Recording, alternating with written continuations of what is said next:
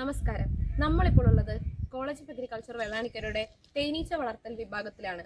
തേനീച്ചകളുടെ പല സീസണുകളിലെ പരിചരണത്തെക്കുറിച്ചാണ് നമ്മൾ ഇന്ന് അറിയാൻ പോകുന്നത്. നമുക്ക് തേനീച്ചകൾക്ക് ആകെ 3 കാലഘട്ടങ്ങളാണുള്ളത്. അതിൽ ഫെബ്രുവരി, മാർച്ച്, ഏപ്രിൽ ഹണി ഫ്ലോ സീസണാണ്. ആ സമയത്താണ് നമ്മൾ തേൻ ശേഖരിക്കുക. അപ്പോൾ ആ സമയത്താണ് നമ്മുടെ റബ്ബർ തോട്ടങ്ങളിലൊക്കെ തേൻ കിട്ടുന്നത്. റബ്ബറിൻ്റെ ഇലയിൽ നിന്നാണ് ഒരു തേൻ എടുക്കുക.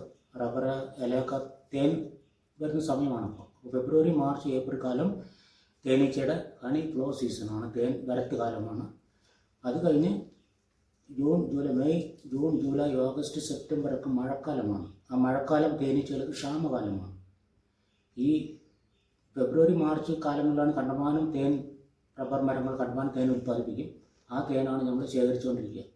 അങ്ങനെ തേനൊക്കെ ശേഖരിച്ച് ഏപ്രിൽ കഴിയുമ്പോൾ റബ്ബർ തോട്ടത്തിൽ തേൻ കിട്ടാണ്ടാവും. പിന്നെ അവർക്ക് ആവശ്യമായ മഴക്കാലത്തിന് ആവശ്യമായ തേൻ നമ്മളവിടെ ഒരു പെട്ടി തേൻ അവർക്ക് വിടും, നമ്മൾ എടുക്കില്ല. അവസാനത്തെ ഒരു ബാച്ച് തേൻ നമ്മൾ എടുക്കില്ല, അത് അവർക്ക് മഴക്കാലത്തിന് വേണ്ടിയിട്ട് ഒഴിവാക്കും. അപ്പോൾ ഈ മഴക്കാലം നമ്മൾ കൊടുത്തിരിക്കുന്ന തേൻ, ഒരു പെട്ടി തേൻ കൊടുത്തിട്ടുണ്ടല്ലോ, ഈ തേൻ അവർ കുടിച്ച് തീരുന്നതോടുകൂടി അവർക്ക് പിന്നെ തേൻ കിട്ടാണ്ടാവും. ക്ഷാമകാലമാണ്. മഴക്കാലം പൂക്കളൊക്കെ ഉണ്ടെങ്കിൽ തന്നെയും ആ പൂക്കളിൽ മഴ പെയ്ത് വെള്ളം നിറഞ്ഞിട്ട് അതിൽ തേനീച്ചകൾ ഭക്ഷണം ഉണ്ടാവില്ല. പക്ഷേ മഴക്കാലം പൂക്കുന്ന കുറേ പൂക്കളുണ്ട്. ആ പൂക്കളെല്ലാം അങ്ങനെ കവുന്ന് കിടക്കും. വാഴ പോലെയുള്ളത് കവുന്ന് കിടക്കുന്ന പൂവിനകത്ത് മഴവെള്ളം കയറില്ല. അപ്പോൾ അതിനകത്ത് പൂമ്പൊടിയും തേനും കിട്ടാനുണ്ട്. അത് ആ മഴക്കാലം പൂക്കുന്ന മരങ്ങളുള്ള സ്ഥലത്താണെങ്കിൽ അവർക്ക് ക്ഷാമകാലം ഉണ്ടാവില്ല. അപ്പോൾ മഴ മാറുമ്പോൾ അവർ പോയി അതെടുത്തുകൊണ്ട് വരും. അല്ലാത്ത സമയങ്ങളിൽ നമ്മൾ കൊടുത്ത തേൻ മഴക്കാലം വളരെ നീണ്ടു നിന്ന് കഴിഞ്ഞാൽ നമ്മൾ അവർക്ക് വേണ്ടി മാറ്റി വെച്ച തേൻ തീരുകയും ഒരു പട്ടിണിയിലോട്ട് പോകും.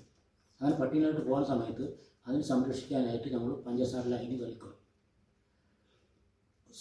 പഞ്ചസാരയും വെള്ളം സമമായിട്ട് എടുത്തിട്ട് തിളപ്പിച്ച് മഴക്കാലം കഴിയുന്നവരെയും അവർ ഭക്ഷണമായിട്ട് കൊടുക്കും. അപ്പോൾ പഞ്ചസാര ലൈനി കഴിച്ച് ഒരു മഴക്കാലം കഴിയുന്നതോടുകൂടി പിന്നെ മഴക്കാലം കഴിഞ്ഞ് ആകാശമെല്ലാം തെളിഞ്ഞു കഴിഞ്ഞാൽ പിന്നെ വസന്തകാലമാണ്. മരങ്ങളൊക്കെ ചെടികളൊക്കെ പൂത്ത് തുടങ്ങുന്ന സമയത്ത് പ്രകൃതിയിൽ നിന്ന് വീണ്ടും അവർക്ക് ധാരാളം ഫുഡ് കിട്ടിത്തുടങ്ങും. ഫുഡ് കിട്ടിത്തുടങ്ങുമ്പോൾ ആ ഫുഡ് കിട്ടിത്തുടങ്ങുന്ന സമയമാണ് വളർച്ച കാലം, ഗ്രോത്തിങ് പീരീഡ് എന്നാണ് പറയും. ആദ്യം നമ്മൾ തേൻ വരത്ത് കാലം കണ്ടു. ആ തേൻ വരത്ത് കാലത്തിലാണ് നമ്മൾ തേൻ ശേഖരിക്കുന്നത്.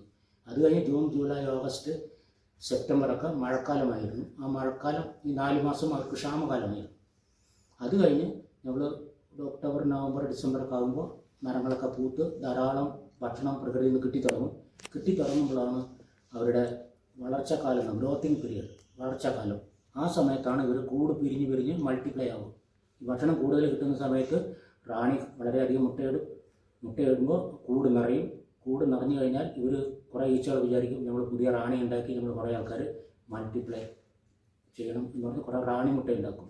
ആ റാണി മുട്ട ഉണ്ടാക്കി ഓരോ റാണിയും കുറച്ച് ഈച്ചയായിട്ട് ഒരു സ്ഥലം പോയി പുതിയ സ്ഥലത്ത് അവർ പുതിയ സ്ഥലം കണ്ടെത്തി പുതിയ കൂടുണ്ടാക്കും. അതാണ് അവരുടെ വളർച്ചക്കാലം.